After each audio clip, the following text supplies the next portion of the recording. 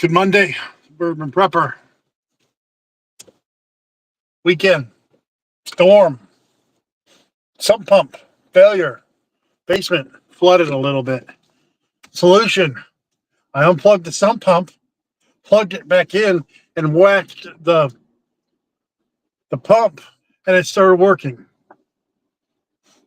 Made me think, God, I'm a loser.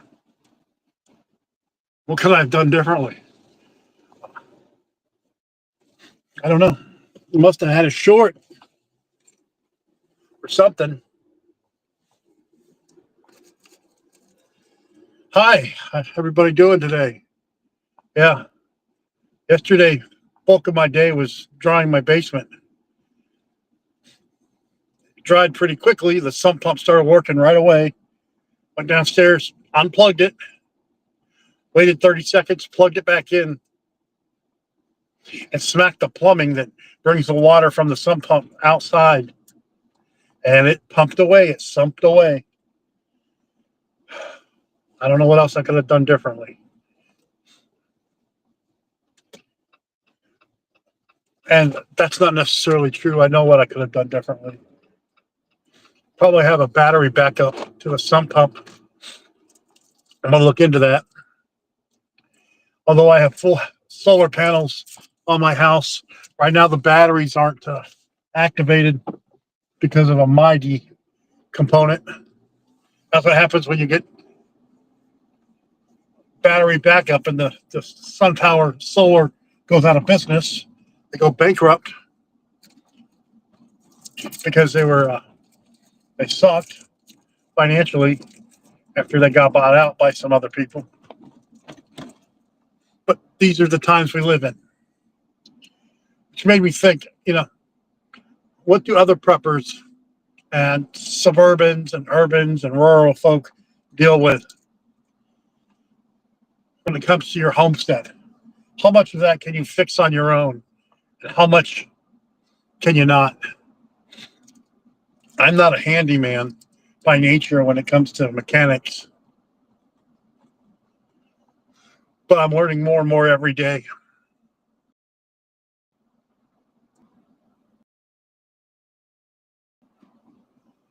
What about you? Are you good at fixing things? I am not good at fixing people. Physically, am I?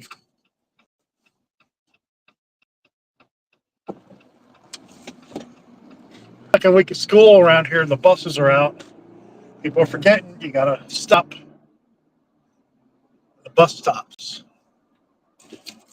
Nobody want to get hurt. So this weekend, I've had an exponential growth in my channel for subscribers and views and whatnot. And more people are watching videos longer, which is great.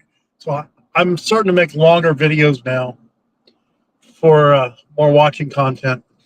Not fluff, mind you, but information and prepping related information that I consider important from my perspective. I appreciate everybody's input in comments in my previous videos. There was one gentleman who mentioned about how they've gone to using 10 gauge catheter needles, or it could have been a lady for that matter. I didn't click on the person, but whoever that person is, thank you. I checked to see on BD, the company that makes these catheter needles. Basically, they're going for $35 a piece for a 10 gauge catheter needle system. That's a bit pricey. The largest needle or IV I've ever started anybody on was a 14 gauge, and that was a healthy young man.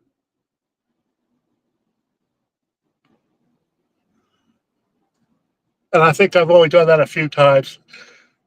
Get the large bore in. Is when you're young and healthy, you got good veins, you can handle that.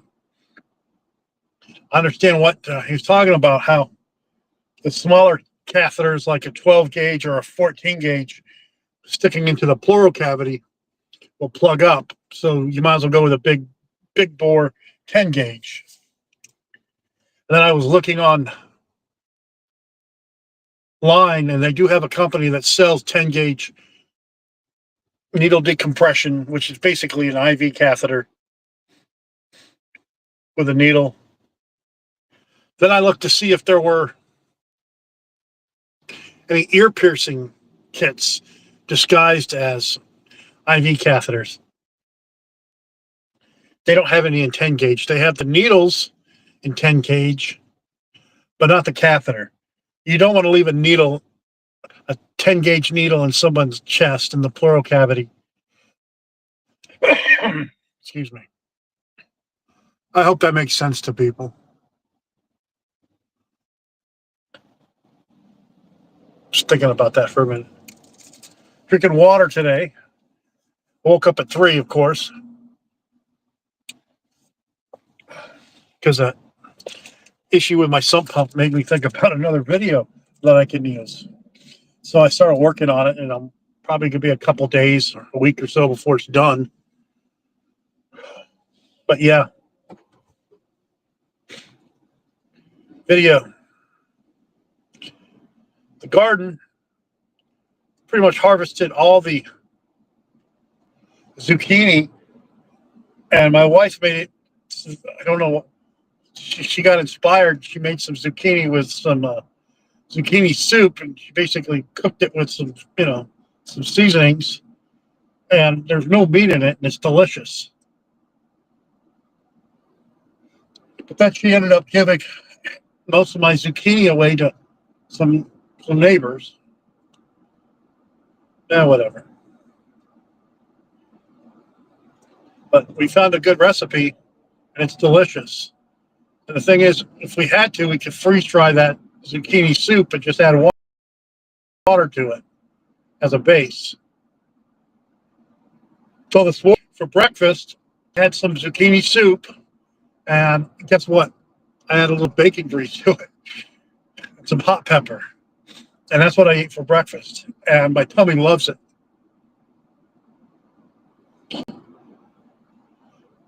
Other crops that are cropping are the carrots are starting to come out. I harvested all my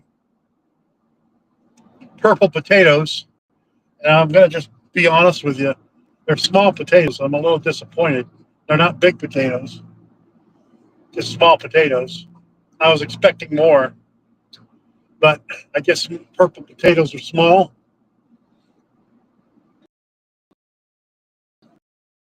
That I was hoping, but potatoes. They have,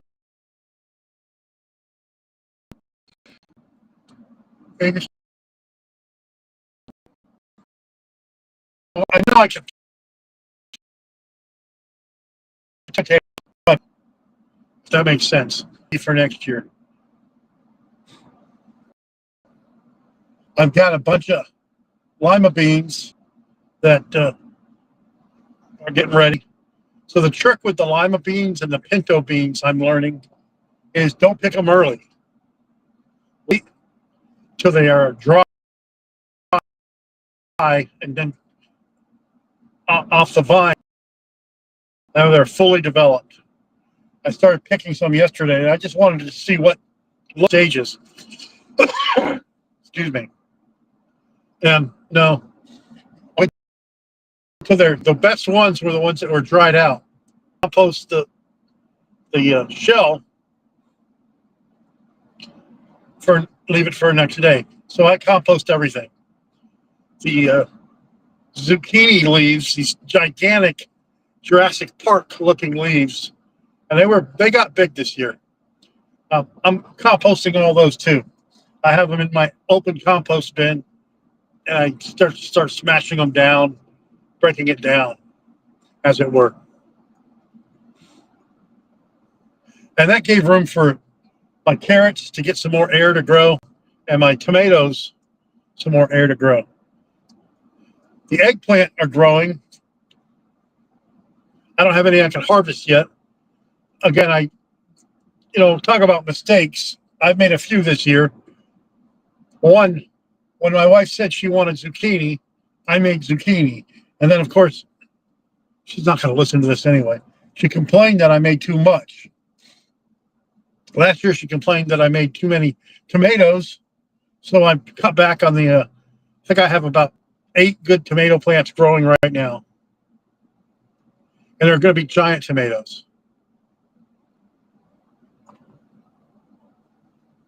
I have one small plant, vine plant of cantaloupe growing, and these are miniature cantaloupes or small cantaloupes. I let a couple stay on the vine too long, and I ended up disposing of them because they just had that, they were too smelly. Next time I'll be more careful how long I leave them on the vine. That was not an intentional planting. On the other hand, my mystery crop is still the ginger. I don't know how the ginger is going to come out, but they have some. They look like weeds sprouting out where they're growing. Of course, we got plenty of rain this weekend, and I didn't know that. So Friday and Saturday morning, I watered everything down hard.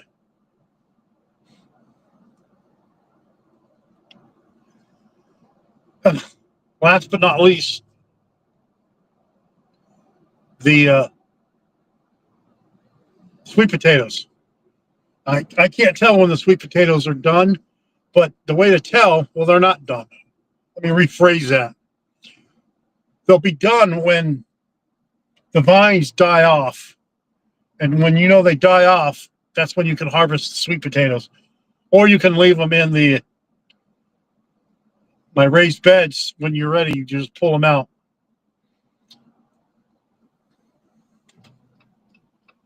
I'm turning the other lane here. People are assholes. They see you turning, and you put your signal on, and they slow down. Just to F with you. Yeah. Anyway. So probably another month before the sweet potatoes are ready. But they're vining, and it's beautiful. We're going to have a lot of sweet potatoes this year. We freeze dry them. We feed them to the puppies. They love them. The carrots I planted this year, I planted regular carrots and I planted multicolored carrots. And yesterday I was outside playing with my daughter. She wanted a carrot, so I just picked one out that was ready. I didn't know what color it was. It was a purple carrot. It was beautiful. I didn't take a picture of it or anything. Nice, thick, big, juicy carrot.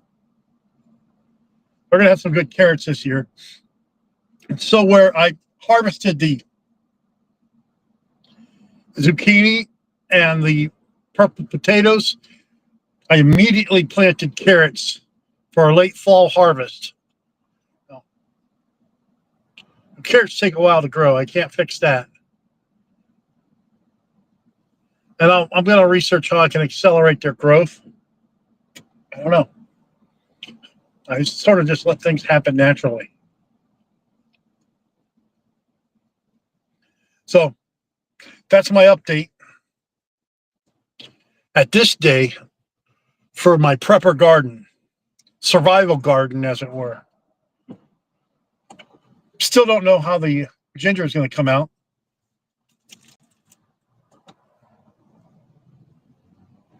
See, these people are wrong. They should go. I'm not going to say.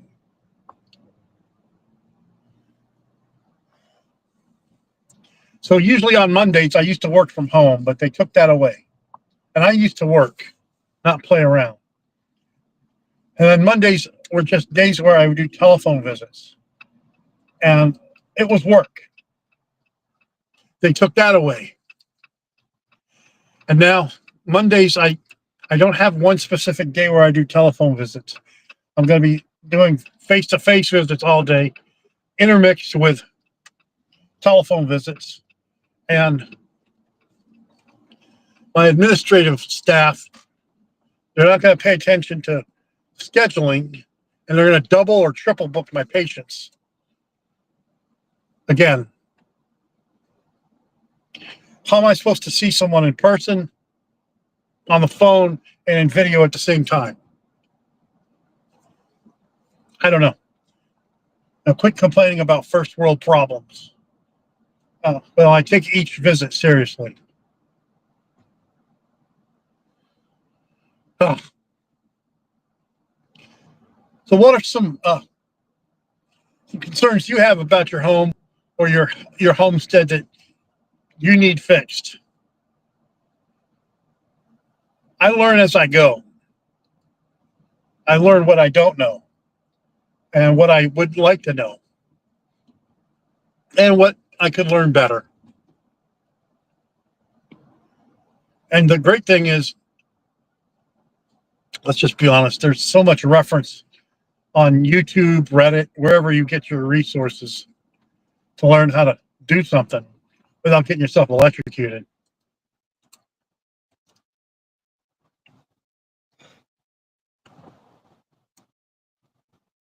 You know, I created a membership part of my YouTube channel. I'm learning that gun-related content doesn't get excuse me, doesn't get monetized, and so it won't be really picked up. They're so opposed to gun-related content. So I'm posting all my gun-related content on my membership part of my channel. It's going to have to be that way.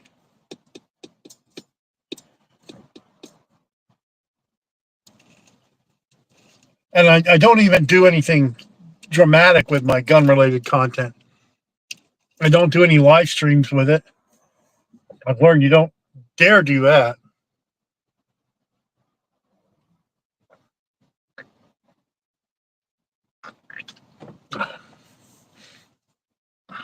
Is YouTube politically correct? Yeah, they are. But you deal with what you got. I still have plenty of room to make videos that I like about what I like to make them about.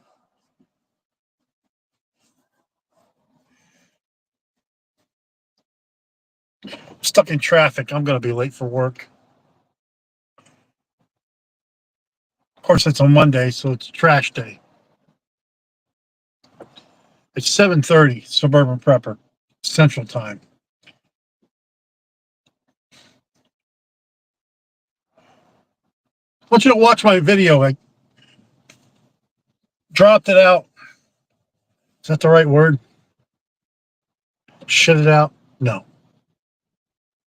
I dropped a new video about your bug out location.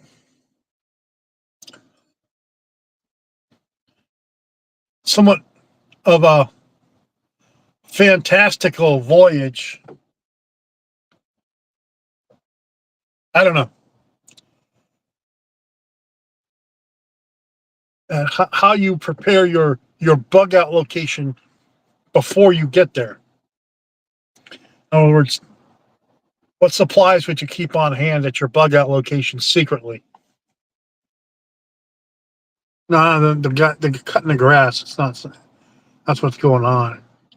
They pick a Monday morning to cut the grass.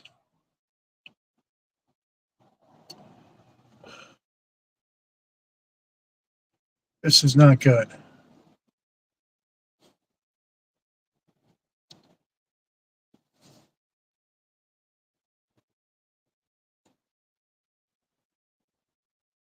And you got some slow people.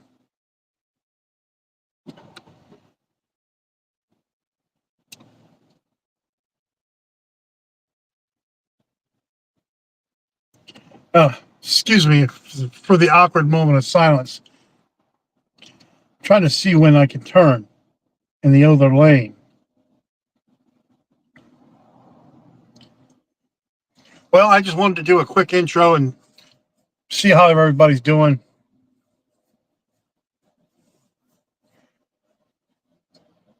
Yeah. If I can face this video front, you'll see what's going on. The guy in a tractor has a side mower cutting grass, and I don't know where the hell he's going to go to turn.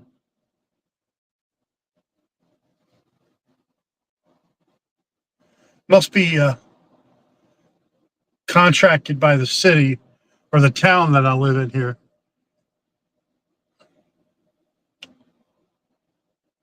And now he stopped. Son of a bitch. Or is it a she? I don't know. Missed a spot. And these other people just slow the F down. Speed it up, sweetheart. I don't blame the guy or the gal, whatever it is, for working.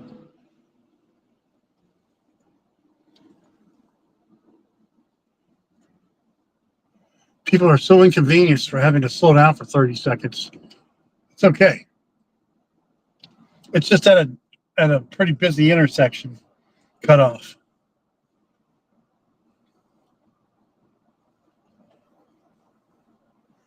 Bunch of Illinois license plates, of course. So, what's on the agenda for this week? Well, my channel recently got monetized, so I'm making some monetization decisions, streamlining how I do some of my videos with the script.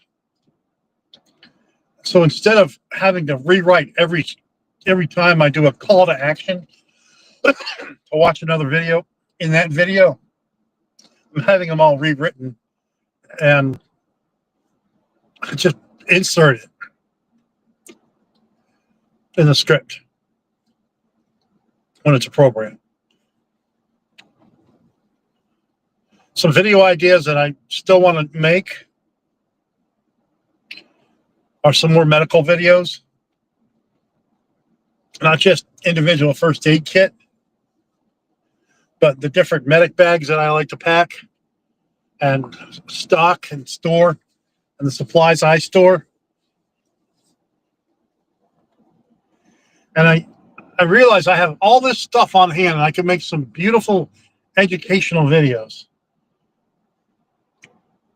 I have these cards, these edible arrangement. No, they're not edible arrangement. Edible cards, foraging cards, about plants that are edible. And you look at the card and, oh, yeah, I can eat that. Or no, that will give me diarrhea and I'll die, kind of thing. I was like, that would make a great video for foraging without having to actually go out and look at everything. Because right now I don't have the time to do that. And I don't have the land to do it. That's why I want to become a famous YouTuber so I can get my 10 acres of land to go shoot on and to go forage on and to create my bug out location. That'll come eventually, I'm sure now.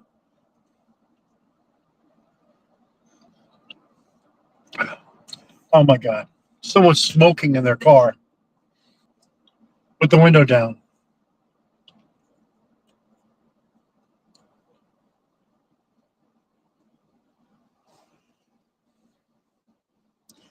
Illinois plate, of course.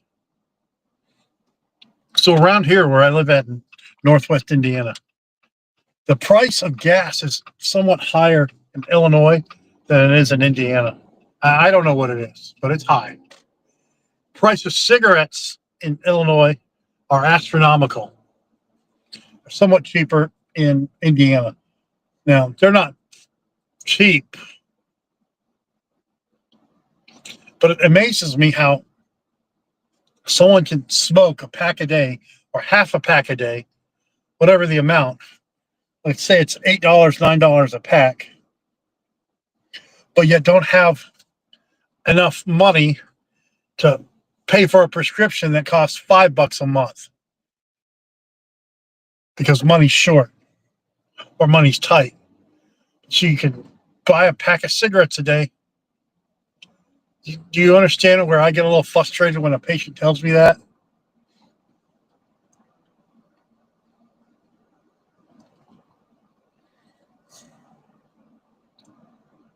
Well, I just want to let that sink in for a minute.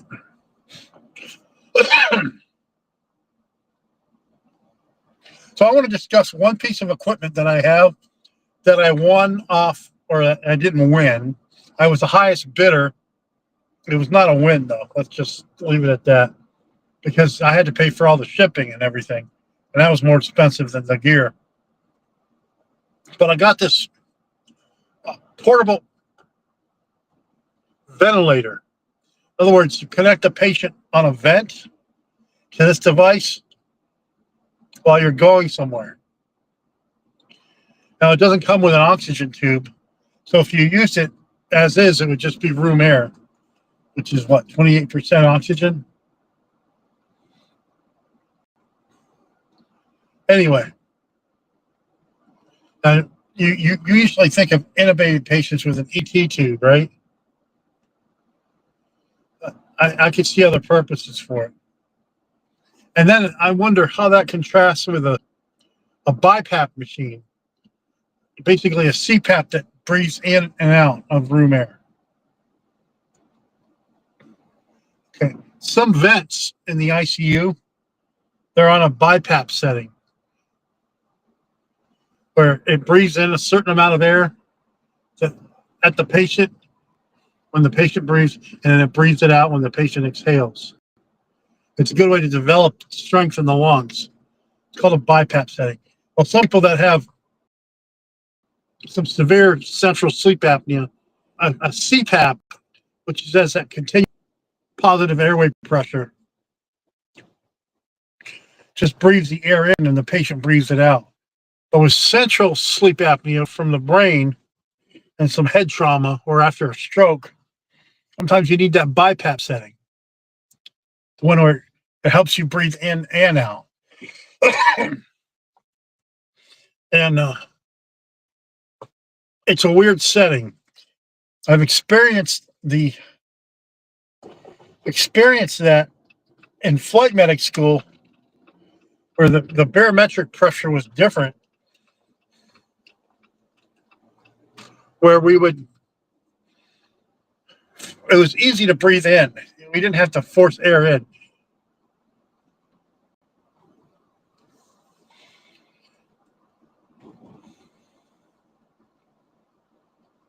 And it was easy to breathe air out. It was the opposite of what's normal. No, it was harder to breathe air in. It was the opposite. And to breathe out, the pressure would do it for you. That was at the flight chamber at flight medic school back in 1991. The only time I've ever experienced that at altitude. That's the chamber where you get oxygen deprived for a few minutes. And I didn't freak out or anything. You feel a little buzzed. Then they slowly bring it down, and it level. So you're not getting enough oxygen to your brain. Basically, it's controlled suffocation. Has anyone experienced that? Some people that have ear problems, their ears won't valsalva, they won't clear. So because of the differences in pressure, the air gets stuck in the eustachian tube and can cause a lot of ear pain. That's why we tell patients some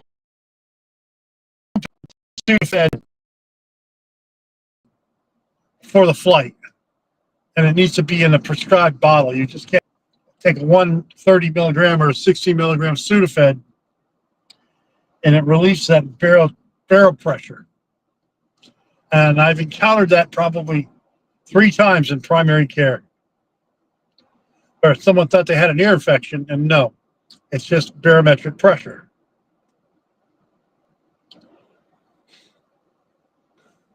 Antibiotics don't cure everything, okay? I find it humorous. And most of my patients, ever since the virus came, every time sometimes anyone would get a cold, they would want a Z-Pack. Like, no, it's not appropriate. Well, I know what I need. Yeah, and I know what to prescribe. Yeah, I don't like to contribute to antimicrobial resistance. Okay. Now, when you prescribe an antibiotic when it's not really necessary to achieve what goal? Because the patient says that they need it. That's not how I like to operate.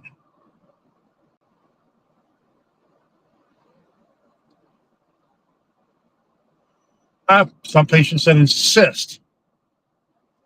And I think I've had a few patients fire me because I wouldn't prescribe them an antibiotic. Or they'll go to a urgent care and they'll prescribe it, which I still think is bad. Or some people won't.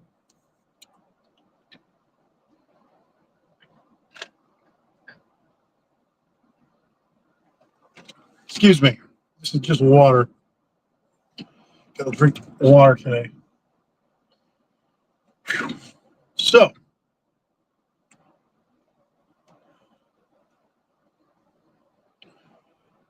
here's what I think I'm going to do. I'm going to do some freeze drying. Going to have to freeze dry the cantaloupe that I picked this weekend and freeze dry it before it goes bad. Doesn't look like anybody's eating it.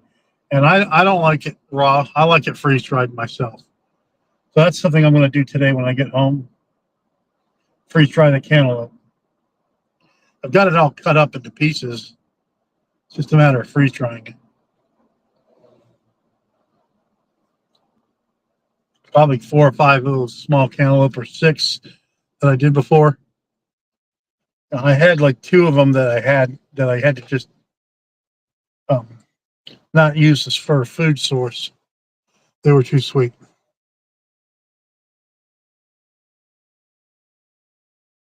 So I think we're going to cut it off here. This is Suburban Prepper. And this is what I say now after each video. This is survival. This is